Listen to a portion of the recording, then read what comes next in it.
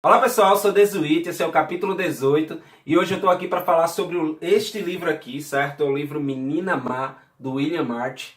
É um livro que, enfim, alçou o patamar de clássico da literatura americana ao longo do século passado.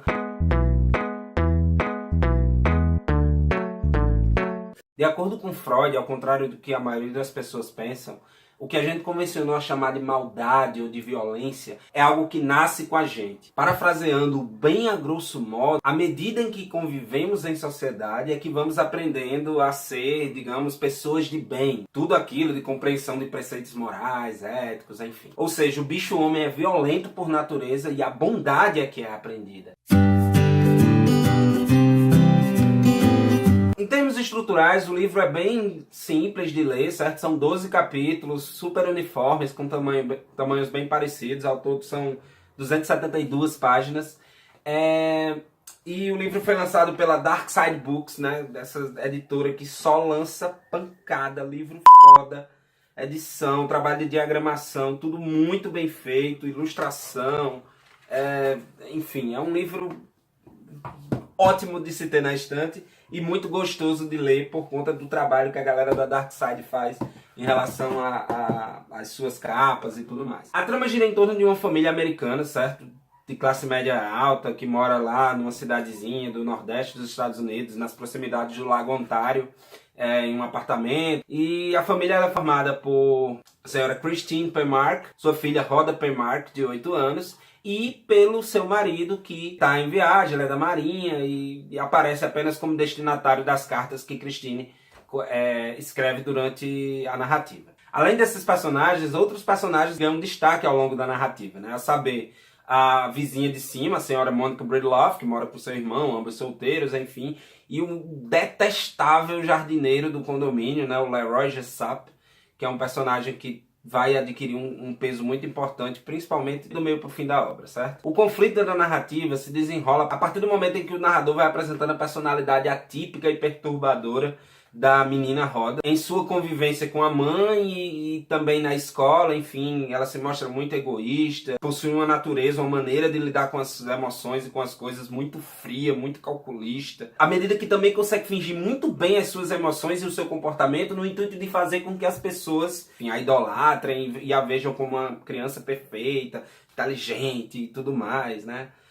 Inclusive, por falar em inteligente, ela possui uma inteligência muito acima, e não só a inteligência, mas também uma maturidade muito avançada, digamos assim, em se comparado com outras crianças da sua idade. E aí, assim, afora essas questões, eu destacaria esse narrador dessa obra, certo? Que é um narrador onisciente, mas que adota uma postura muito interessante, assim, muito singular na maneira de narrar os fatos, certo? Primeiro eu destaco uma coisa, certo? O autor personifica várias das ideias freudianas, inclusive essa que eu mencionei na abertura do vídeo, em uma personagem, né? A Monica Breedlove, ela é como se ela fosse a personificação da psicanálise, que na época todo mundo estava meio que fascinado com as ideias freudianas, com a psicanálise de Freud. E essa personagem, a Monica Breedlove, super cita a importância, o poder da cura pela palavra e toda aquela coisa, e faz autodiagnóstico, faz diagnóstico também dos outros personagens, né? Essa parte eu achei bem interessante, enfim. E além disso, é como se o narrador tivesse a todo momento demonstrando o pensamento freudiano à medida que descreve os comportamentos dos personagens, né? Enfim, de forma que o narrador vai se transformando quase que, como eu disse, numa espécie de analista, de terapeuta, tecendo detalhes que se transformam quase que em diagnósticos também das patologias psiquiátricas desses personagens. Principalmente em relação à subversão social da senhorita Breedlove, em relação os pensamentos pervertidos de Leroy, principalmente em relação à senhora Christine. Ele vive fantasiando situações eróticas com ela. Como eu já mencionei, o aspecto neurótico da própria Christine, certo? Que é algo que fica bem evidente na maneira como o narrador coloca. E o mais importante, que é o foco, né? Tá no título, a maldade, né? Os traços de psicopatia que a personagem Rhoda vai apresentando ao longo da narrativa. E aí, a partir de um episódio que começa a suscitar na mãe a desconfiança de que a filha possa ser uma assassina, no terceiro capítulo, o livro finalmente consegue ultrapassar o início, que é um pouco chato, um pouco maçante. Finalmente chega na melhor parte, né? Que eu digo que é do capítulo 4 ao capítulo 11, certo? Esse miolo, digamos assim, do livro é algo que, enfim, eu li praticamente devorando, sem parar nem para comer direito, porque prende de verdade, porque, enfim, a gente não consegue largar o livro, principalmente a partir do capítulo 4 e até o capítulo 11. Já já eu digo por que só até o capítulo 11. Durante esse capítulo, baseado em fatos que vão acontecendo no decorrer da narrativa, associado a episódios do passado que ela vai recobrando por meio de suas reminiscências e por meio de um estudo que ela realiza sobre o pretexto de que quer escrever um romance, e etc, etc. Christine vai montando uma espécie de quebra-cabeça investigativo mesmo, que se transforma quase que numa espécie de dossiê de um serial killer, né? Ou melhor, de uma miniatura de serial killer, que seria a sua própria filha, Rhoda P. Marks, de apenas 8 aninhos de idade. Mas, enfim, é melhor parar por aqui, porque eu tô começando a me empolgar e pode ser que eu solte mais spoilers do que deveria. Se bem que eu acho que tudo que eu contei até aqui não é tanto spoiler, porque, enfim, tá em todas as contracapas do livro, nas orelhas e no próprio prefácio que o livro traz. Então, essa é a premissa do livro. Então, não acho que seja um spoiler isso que eu contei até aqui. Mas é melhor parar, porque senão eu vou estragar a leitura de vocês, justamente na parte que eu considero que é a melhor. Todavia, pessoal, apesar das minhas impressões no geral sobre o livro terem sido positivas, eu deixo aqui 3 ressalvas que eu acho que é importante a gente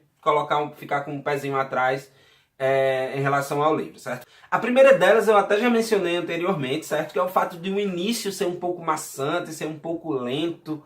As coisas demoram muito a começar a acontecer, as descrições se estendem meio que sem explicações, então como você ainda não tem aquele contexto de forma bem elucidada, o início se torna lento, né? O autor solta umas pistas, mas você não tem nenhuma base para interpretar aquelas pistas, então eu achei esses 3 primeiros capítulos um pouco enfadonho mesmo, um pouco maçante, e essa parte, inclusive, eu demorei muito mais tempo para ler do que do capítulo 4 até o final, certo? Os 3 primeiros capítulos me tomaram, sei lá, 70% do tempo de leitura que eu dediquei a este livro, enquanto o restante eu li nos outros 30%. A segunda ressalva diz respeito ao final.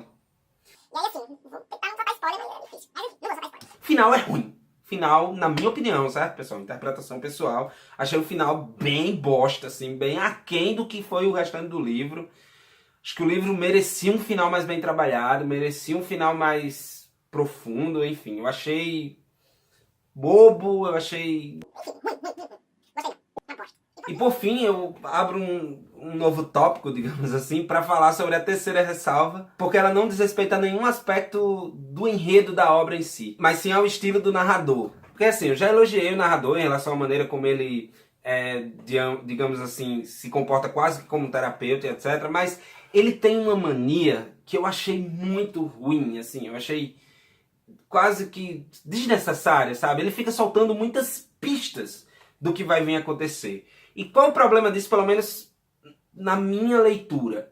É que os fatos, quando acontecem, têm se tornado previsíveis. Eu meio que... o cara já tinha meio que dado a entender que isso ia acontecer e isso realmente aconteceu. Então, que bosta, pra que ter dito então? Não era melhor a gente ter tido a surpresa quando a coisa acontecesse? Então, o estilo dele de ficar soltando essas várias e várias pistas transforma o próprio método dele em spoiler do que vai acontecer depois. Então, eu achei isso complicado, pelo menos pra gente, né, leitor contemporâneo, que, enfim, tem no cinema, tem muitas fontes para captar essas pistas. Um adendo que eu faço, né, não tentando defender, mas realmente interpretando, é que talvez isso seja condizente com o estilo de cinema da época. Uma observação é que o autor ele chegou a ter algumas de suas obras transformadas em roteiro de cinema. O próprio Menina Má virou filme, um filme de sucesso na época. No cinema, os cineastas tinham essa como característica meio que fazer com que o telespectador se sentisse poderoso em ter adivinhado o que ia acontecer, ou algo assim. Isso é muito visível, por exemplo, nos filmes de Howard Hawks, que foi, enfim, um cara dos que mais produziram filmes de sucesso nesses tempos áureos do cinema. E ele tinha como característica fazer isso em seus filmes, né? Soltar pistas para que quando a coisa acontecesse, quem estava assistindo tivesse a impressão que tinha adivinhado que, olha como eu sou esperto, olha como eu sou inteligente, eu adivinhei que isso ia acontecer.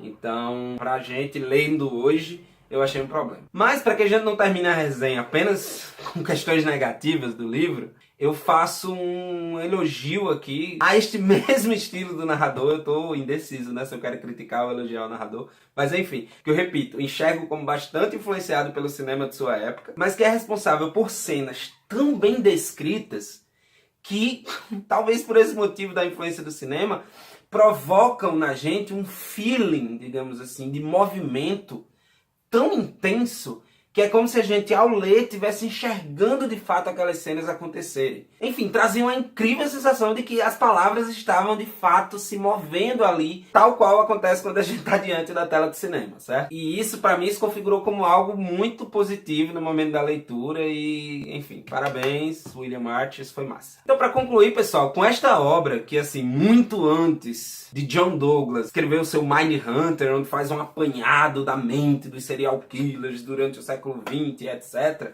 William March, lá em 1950, já tinha nos fornecido esse livro que é, para mim, um verdadeiro estudo, enfim, um verdadeiro compilado sobre a mente humana, sobre a relação da mente humana com a violência, sobre a maneira como a violência pode se manifestar na nossa vida, na nossa sociedade de maneira geral. Então, enfim, super indico a leitura por esse e por outros motivos que vocês só vão perceber de fato quando estiver lendo. E se você ficou com vontade de ler essa obra, eu vou deixar aqui na descrição, certo? O link para você comprar esse livro na loja da Amazon.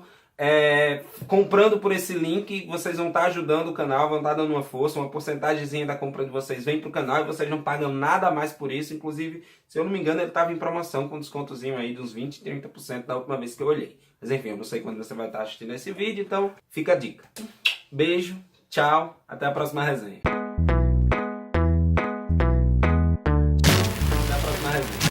Espero que esse danado desse barulho, enfim, estão construindo não, fazendo um acabamento do danado do bloco vizinho ao meu aqui. E espero que esses barulhos de serra, de martelo, de foice, sei lá o que é que esses caras estão usando para fazer esse prédio, não tenha saído tanto assim no vídeo. Mas enfim, se saiu também, não tem o que fazer não, pessoal. Ai, o que é que eu quero? Tudo bem. Ligar o ventilador, é isso que eu quero.